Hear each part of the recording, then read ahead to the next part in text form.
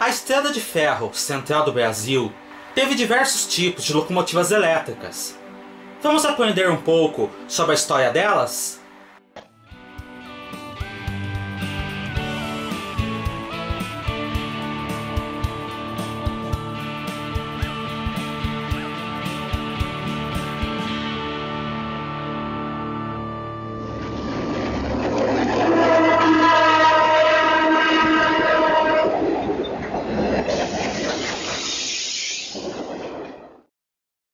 E aí pessoal, tudo bem? Antes de mais nada, eu tô gravando esse vídeo em 2020, esse calendário 2014 é só cenário. E se vocês estiverem ouvindo barulhinho no fundo é porque tá 32 graus aqui dentro, eu tô derretendo, tive que ligar um ventilador. Mas agora sim, antes de mais nada, se você ainda não é inscrito no canal, considere se inscrever, ativar as notificações e se gostar deste vídeo, deixe seu like, pois isso fortalece bastante nossas atividades. O vídeo de hoje foi uma sugestão de nosso amigo inscrito Michele Christian. Ele pediu para nós contarmos a história das locomotivas elétricas da Estrada de Ferro Central do Brasil, especialmente a locomotiva Pão de Forma. Como esse vídeo ficaria muito curto, então eu resolvi contar a história de todos os modelos que operaram naquela ferrovia. Eu já contei alguma coisa sobre alguns dos modelos em nossos Ferro Histórias episódios 13, 21 e 22, que vocês podem assistir clicando aqui nos links que eu vou deixar na descrição. A Estrada de Ferro Central do Brasil foi uma das mais importantes ferrovias brasileiras, tendo interligado Rio de Janeiro, Minas Gerais e São Paulo. Desde 1904, ela planejava eletrificar especialmente suas linhas de subúrbio no Rio de Janeiro, que já se encontravam saturadas devido à movimentação dos trens metropolitanos, na época movidos por locomotivas a vapor. No entanto, as obras só começaram efetivamente em 1937, após a empresa inglesa Metropolitan Vickers ter vencido a concessão para os trabalhos. Dentro do pacote oferecido pela Metropolitan Vickers se encontravam alguns tipos de locomotivas elétricas que seriam fornecidas à central. Seriam 9 locomotivas do tipo 1C mais C1 para passageiros, possivelmente bem parecida com a unidade que já operava na Companhia Paulista desde a década anterior, 15 unidades 1B mais B1 para serviço de cargas e 6 unidades B mais B para uso em trens mistos na Baixada Fluminense, além de apoio ao serviço de trens e unidades elétricas. No entanto, a Central do Brasil nunca receberia nenhuma dessas locomotivas, pois em 1939 estourou a Segunda Guerra Mundial. Com isso, a Metropolitan Vickers teve que dedicar toda a sua capacidade fabril no esforço de guerra da Grã-Bretanha contra o eixo. Mas a EFCB ainda precisava de locomotivas elétricas, principalmente para atender o sistema de subúrbio no Rio de Janeiro, que havia sido implantado, embora com algumas deficiências. Como as unidades B mais B de trens mistos utilizariam os mesmos tipos de truques, motores elétricos e outros componentes similares aos utilizados nos trens e unidades elétricas, a Central do Brasil resolveu construir, nas suas oficinas de engenho de dentro, uma unidade experimental que recebeu o número 2001 e o apelido de Guaicurus, embora esse apelido não se saiba qual foi a origem, e posteriormente foi substituído por um apelido muito mais conhecido, Ferro de Engomar. Essa locomotiva entrou em operação em 1939, registrando um desempenho satisfatório no uso de trens mistos na Baixada Fluminense, bem como no socorro aos trens e unidades elétricas, já que era comum a avaria de diversas unidades naquela época por falta de peças de reposição. Isso motivou que a Central do Brasil entrasse em contato com a firma paulista Prado Show S.A. para a fabricação de outras 5 unidades. Mas essas locomotivas, que receberam os números de 2002 a 2006, receberiam material elétrico da General Electric, já que era impossível importar sobressalentes da Metropolitan Vickers. Essas novas unidades, que receberam o apelido de Prado Showa, foram recebidas a partir de 1943, também registrando desempenho satisfatório nos serviços de trens mistos. Tanto a história da Ferro de Engomar quanto das Prado Showa vocês podem assistir com mais detalhes no nosso Ferro História número 13, que eu vou estar deixando aqui no card. Somente com o fim da guerra, a Central do Brasil poderia voltar ao seu projeto de eletrificar as linhas de longo percurso. E para isso, ela teria que receber novas locomotivas, principalmente para o transporte de cargas e trens de passageiros mais pesados. Como naquela época as leis de guerra impediam o desenvolvimento de modelos novos de locomotivas, a Central do Brasil teve que adquirir 15 unidades similares às locomotivas 2C mais C2 que já estavam em operação na Companhia Paulista desde 1940. Essas 15 unidades para a Central do Brasil foram construídas pela GE e pela Westinghouse, tendo entrado em operação em 1948, recebendo o apelido de escandalosas, especialmente porque as unidades da Westinghouse aparentemente faziam um barulho mais alto do que as unidades da GE. Entretanto, essas locomotivas, projetadas para terrenos planos iguais aos encontrados na Ferrovia Paulista, foram um verdadeiro fracasso na malha da Estrada de Ferro Central do Brasil, especialmente no trecho da Serra do Mar. A história das escandalosas pode ser vista com muito mais detalhes em nossos Ferro Histórias 21, que eu vou estar deixando aqui, e 22, que é a continuação, que conta a história completa de todas as 2C mais C2 utilizadas na Paulista e Central do Brasil. Tendo apenas 6 locomotivas para trens mistos na Baixada Fluminense, e com suas principais locomotivas para longo percurso apresentando desempenho falho, a Central do Brasil praticamente ficou sem nenhuma locomotiva para operar trens de carga na região da Serra do Mar. As escandalosas até podiam ser usadas, mas com lotação máxima de apenas 1.000 toneladas, o que era equivalente às álcool RS1 então já em operação, o que tornava a eletrificação um completo fracasso.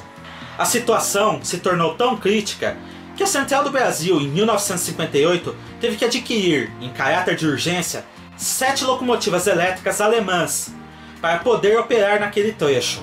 Essas locomotivas de rodagem BB eram baseadas na locomotiva elétrica padrão, utilizadas nas ferrovias da Alemanha Ocidental, especialmente as séries E10, E40, E41 e E50. As unidades da Central foram fabricadas pela Siemens, tendo a carcaça fabricada pela Henschel, e elas tinham as seguintes características básicas: 16.270 mm de comprimento, 5.040 mm de altura com o pantógrafo acionado e 3.210 mm de largura. Peso total e aderente de 110 toneladas. Truques tipo BB, 2 cabines de comando, pantógrafos tipo balão. Velocidade máxima de 100 km por hora, capacidade para se inscrever em curvas com 110 metros de raio. Freio a ar comprimido Wabico 24RL. 3.000 HPs de potência, obtidos através de 4 motores Siemens YB 320/22A. A primeira unidade dessa nova locomotiva foi recebida no dia 2 de setembro de 1958, enquanto as demais foram recebidas no ano seguinte. Essas locomotivas foram recebidas com as cores padrão da Central do Brasil, azul escuro e amarelo, e elas receberam o apelido de pão de forma ou bondinho, por sua aparência levemente arredondada. Elas eram menos potentes que as escandalosas, mas em tração múltipla elas podiam operar trens muito mais pesados e com uma velocidade muito maior, além de muito mais segurança do que as locomotivas norte-americanas importadas alguns anos antes, o que as tornavam muito mais úteis. Essas novas unidades serviam inclusive de inspiração para uma nova aparência das locomotivas Prado-Showa, que foram reformadas no decorrer do início da década de 60 e ganharam também uma aparência aerodinâmica. Também no decorrer daquela mesma década, a pintura da Central foi sendo lentamente substituída pela pintura da rede, conforme as unidades iam recebendo revisão geral.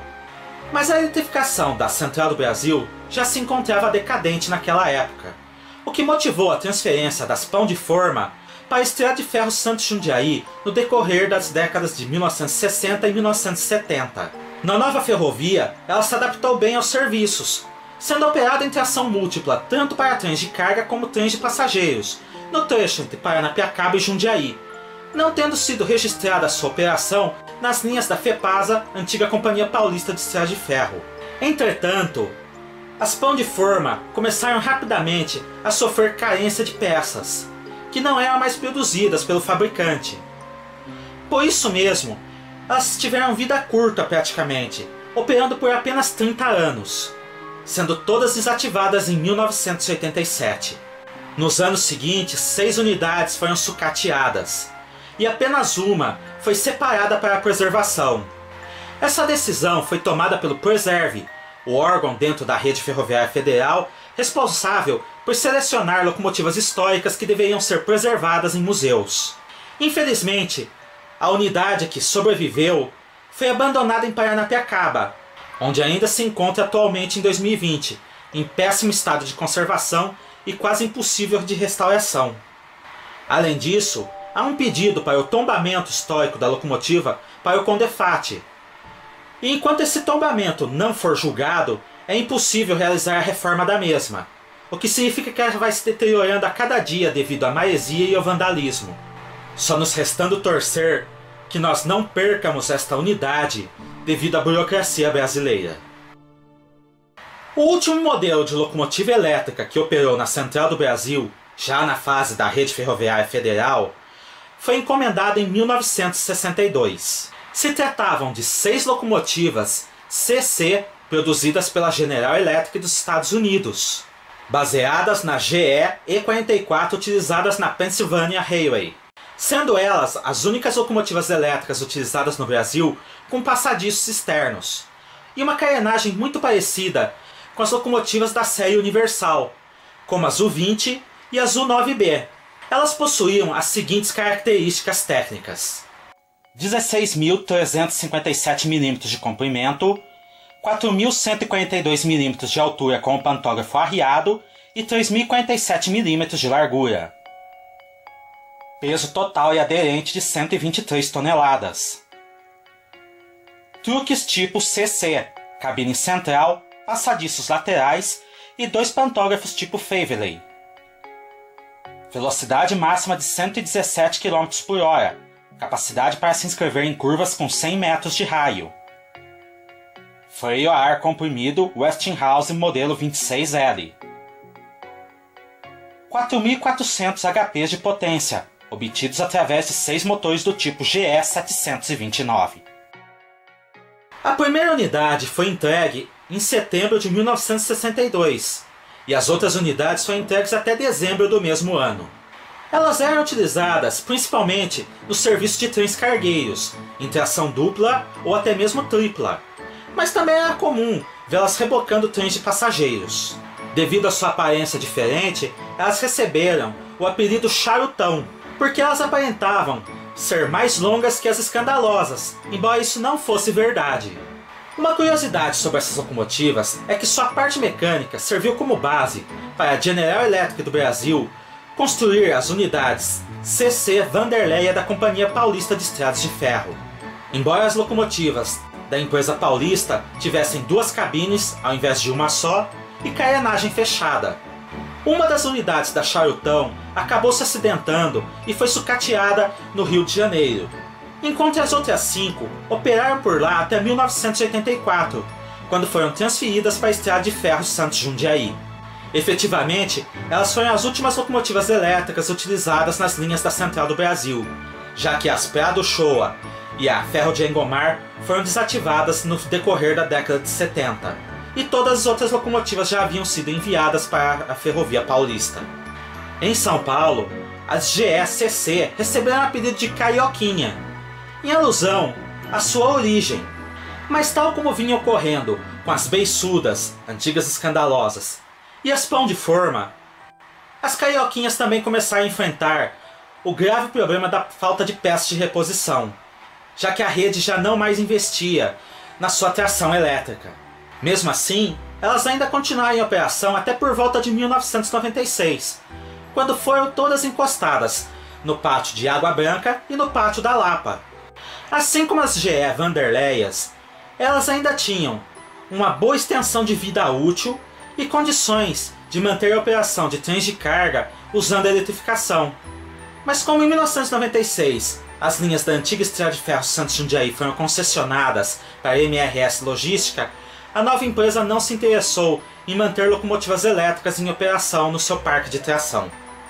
Abandonada desde então nos pátios da Lapa e Água Branca, todas acabaram sendo sucateadas no decorrer do ano 2000 e 2001, embora uma unidade tivesse sido cedida para a CPTM e foi erroneamente cortada, tendo sido então substituída pela English Electric 9006, que recentemente foi preservada pela BPF em São Paulo.